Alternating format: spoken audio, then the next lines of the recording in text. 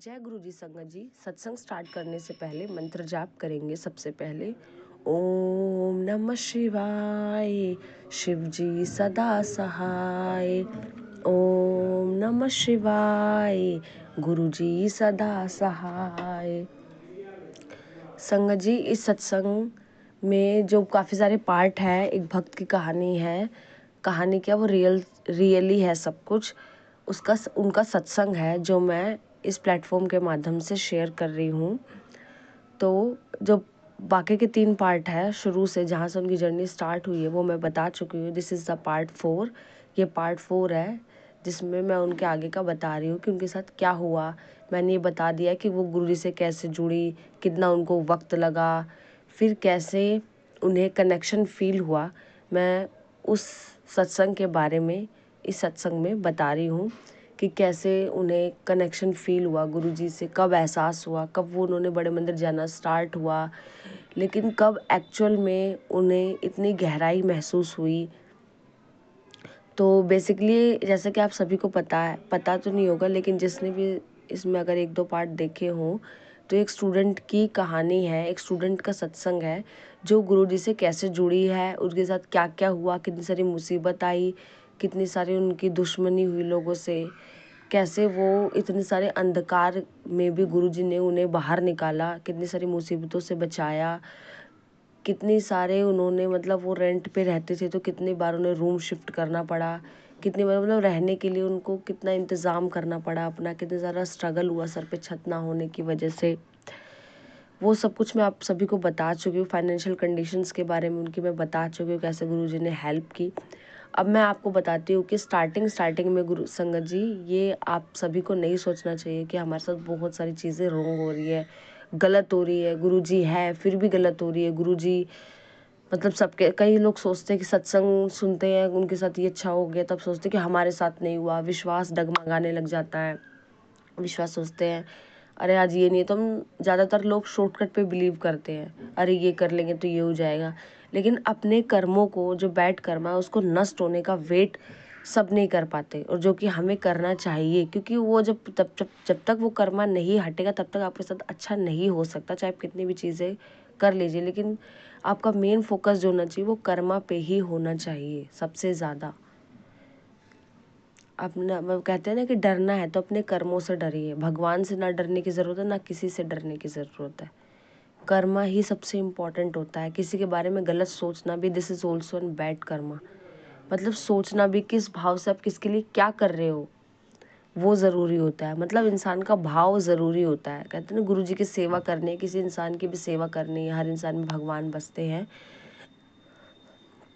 पता नहीं भगवान किस रूप में आ जाए। इसलिए हर इंसान के लिए जो आपकी इंटेंशन होनी चाहिए, भाव होना चाहिए, किसी के लिए आप कुछ करना चाहते हो भगवान के लिए, किसी इंसान के लिए, तो आपको भाव सबसे इम्पोर्टेंट। आप कितना कर रहे हो वो मैटर नहीं करता, किस भाव से आप किसके लिए क्या कर रहे हो वो मेन इम्पॉर्टेंट है।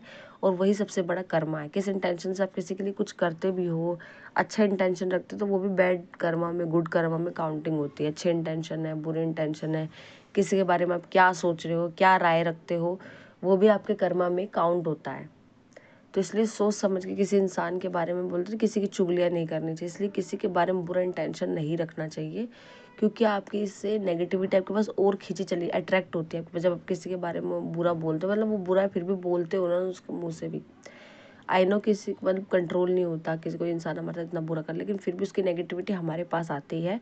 इसलिए कभी भी गुस्सा आए तो हमेशा मंत्र जाप करना चाहिए, जल प्रसाद पीना चाहिए, ताकि नेगेटिविटी जितना हमसे हो रहा है उतना तो हमें नेगेटिविटी को दूर ही रखना चाहिए। कभी भी अगर ऐसा लगे कि नेगेटिव हो रहा है, इसने ये कर दिया वो कर दिया, तो आपको जल प्रसाद पीना ही चाहिए और मंत्र जाप करना चाहिए जितना हो सके उतना। आई नो ये सब आपको लग रहा होगा ये सब कैसे हो जाएगा ये वो, लेकिन फिर भी आपको ट्राई ज़रूर करना चाहिए, ताकि जितना आपके हाथ में उतना नेगेटिविटी को आप दूर रखें। क्योंकि आप जितना ख़राब लोगों के बारे में सोचते हो, तब आप सब ने भी नोटिस किया होगा कि जितनी भी चीज़ें हमारी वो ख़राब होती है। कोई काम हम कर रहे हैं तो उसमें वो अच्छे से नहीं होगा, कोई चीज़ हम अपने लिए कर रहे हैं तो वो अच्छे से नहीं होगा, कोई सामान खरीदने जा रहे किसी को सोच रहे तो वो सामान भी नहीं खरीद, मतलब हम कोई काम नहीं कर सकते। इसलिए कभी भी कोई भी नेगेटिव चीज़ हमें नहीं सोचनी चाहिए। किसी ने ख़राब किया तो अच्छा सोचो आप, कि कोई से इंसान अच्छा किया तो आप उसके बारे में सोचो। अपने मन को पॉजिटिव रखने की जितना आप कोशिश कर सकते हो उतना करना चाहिए। बाकी सब गुरुजी पे छोड़ देना चाहिए, सरेंडर करना चाहिए। गुरुजी का यही वचन है कि अपने जब तुम मेरे पास आओ तो अपने दिमाग को जहाँ आप जूते चप्पल छोड़ के आते हो वहीं पे छोड़ के आओ।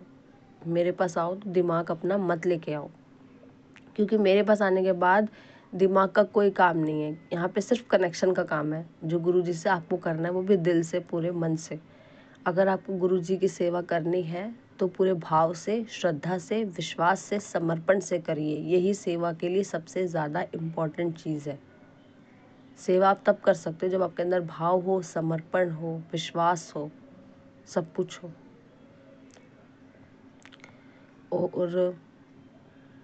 और भी बहुत सारा हुआ। उस पार्ट में मैंने ये बता दिया था कि इतने सारे उन्होंने घर शिफ्ट करे। उसके बाद उन्होंने फाइनली एक घर मिला जिसमें उनका ठहराव हुआ 7-8 महीनों के लिए। उनमें वो रह लिए। फिर जो उनके घर में जो मकान मालकिन थी, मतलब जो अम्मा थी, वो रहती नहीं थी, तो तब तक उनका गुजारा हो गया। लेकिन 3 महीने आराम से बीते, मतलब जितना बीतना था उतना बीत गया। अब तो आपके साथ बुरा होने के लिए कुछ ना कुछ बहाना ही चाहिए। तो फिर उन्होंने नौटंकी स्टार्ट कर दी, मतलब कूड़ा करना छत पे। जैसे हम सफाई करें वैसे कोई कूड़ा फैला जाए, जैसे सफाई करे कूड़ा फैला जाए। और फिर बोलते भी थे कि कूड़ा तुमने ही किया है, तुम रहते तो तुमने ही किया होगा। मतलब इतनी सारी चीज़ें हुई, मैं आपको बता नहीं सकती। लेकिन फिर भी गुरुजी पे से विश्वास नहीं हटा। गुरुजी की बटरफ्लाई के हर रोज़ दर्शन होते थे जितना हो सके। मतलब जब भी हमें अच्छा नहीं लगता था, ऐसा लगता था गुरुजी है नहीं। आज सबसे ज़्यादा बुरा हुआ तो गुरुजी है ही नहीं, लेकिन गुरुजी आते थे। जितनी नेगेटिविटी फैलनी उतनी फैल जाएगी, लेकिन गुरुजी ज़रूर आएंगे उसको हटाने के लिए। और वैसे ही होता था, वो आते थे। एक बार घर में, मैं आपको बताती हूँ, एक बार घर में खूब झगड़ा हुआ। मतलब रुक ही नहीं रहा था, ऐसे बड़बड़ बड़बड़ बड़, मतलब रुक ही नहीं रहा था। तो बहुत देर तक मैंने वेट किया, मतलब कुछ समझ नहीं। लेकिन जैसे जल प्रसाद पूरे रूम में छिड़काव किया और जल प्रसाद उसको पिलाया, फिर छिड़काव भी कर देते ना भी पिला पाओ तो मैंने देखा कि जो झगड़ा है वो 5 मिनट के अंदर अंदर बंद हो गया, 5-10 मिनट के अंदर अंदर। इसलिए मैं आप सभी से ये रिक्वेस्ट करती हूँ कि अगर आपके घर में भी कोई झगड़ा हो तो जल प्रसाद ज़रूर छिड़काव करो। कोई ज़्यादा बच्चा ज़िद कर रहा हो या बकबक कर रहा हो, अपने मर्जी से बोल रहा हो, एक ही चीज़ को लेके पकड़ के बैठ गया हो अचानक से। कभी कभी हमारे घर में ऐसा होता था, छोटे छोटे बच्चे बीच रात में 1-1, 2-2 बजे जिद करने लग जाते थे। तो जल प्रसाद का आप छिड़काव करो, मंत्र जाप करो, मन ही मन गुरुजी से अरदास करो, ताकि वो झगड़ा जितना कम हो सके उतना हो, कंट्रोल में रहे। तो बस आप अरदास ही कर सकते हो, बाकी जो होना है वो तो होगा ही, ताकि चीज़ जो है वो कम इम्पैक्ट पड़े, कम खराब हो। बस यही मैं आप सभी से कहना चाहूँगी। और गुरुजी से कनेक्शन रखिए। बोलते ना कि कनेक्शन रखिए, कनेक्ट होइए। कनेक्ट का मतलब है गुरुजी पे विश्वास करिए, सरेंडर होइए, उन पे फोकस करिए, ना कि दुनिया क्या बोल रही है उन पे। क्योंकि जब तक आप उन पे फोकस नहीं करोगे, पूरे वर्ल्ड पे देखोगे, या तो आप गुरुजी को देखो या वर्ल्ड को देखो। क्योंकि जब तक आप गुरुजी पे फोकस कंप्लीटली नहीं करोगे तब तक आप दूसरे के बारे में सोचते रहोगे, तो कनेक्शन बिल्ड हो ही नहीं पाएगा ना। अच्छा इसके साथ ये हुआ था, मेरे साथ ऐसा हो गया। तो ये मत सोचिए। गुरुजी आपके साथ क्या करना चाह रहे हैं, क्या प्लानिंग है, उसको समझने का ट्राई करिए। और मुझे पता है कि गुरुजी का प्लानिंग को समझना इतना इजी नहीं है। इसलिए सिर्फ आप मंत्र जाप करिए, जल प्रसाद पीजिए, जो आपका डेली रूटीन है उसको फॉलो करिए, कुर्बानी सुनिए और गुरुजी के वचन को फॉलो करिए। बाकी सब अपने आप होता चला जाएगा, आपको पता भी नहीं चलेगा। और गुरुजी के सत्संग को जितना आप सुनोगे उतने ही आपके कष्ट कटेंगे। जितना दूसरों को गुरुजी के सत्संग, सबको नहीं मैं बोल रही हूँ कि गुरुजी का वचन भी है कि घर घर जाकर मेरा बखान किया करो, मेरे सत्संग के बारे में बताया करो। और ऐसा भी नहीं किसी जो आपको मानना ही नहीं चाहता जो गुरुजी सत्संग को, आई नो आप बोलते हो किसको बताएं, लेकिन कुछ लोग विश्वास करते हैं, जो विश्वास नहीं करते उनको क्या ही बोलना, फ़र्क है। लेकिन कोई दुखी है तो आप एक बार बोल सकते हो कि आपके। और गुरुजी ये भी बोलते हैं कि किसी के दुख को नहीं सुनना चाहिए, उनको बोलना चाहिए गुरुजी के पास जाओ, वो सब संभालेंगे। क्योंकि किसी के दुख को सुनने से भी ये होता है कि उनकी नेगेटिविटी हमारे पास आती है। तो इसलिए उनको बोलना चाहिए, यहाँ बोलने से आपका क्या ही होगा, गुरुजी के पास जाओ, वहाँ पे आपका निवारण होगा, जो भी चीज़ आपके साथ गलत हो रही है। बस इस सत्संग को मैं यहीं पे विराम देना चाहूँगी। संगत जी, जय गुरु जी। और संगत जी, मैं आपको ये बताना चाहती हूँ कि यहाँ पे आपके रिटन और ऑडियो सत्संग इस प्लेटफॉर्म पे शेयर किए जाते हैं। डिस्क्रिप्शन बॉक्स में नंबर दिया गया है, आप उस पर अपने सत्संग को शेयर कर सकते हैं। जय गुरु जी। शुक्राना गुरु जी।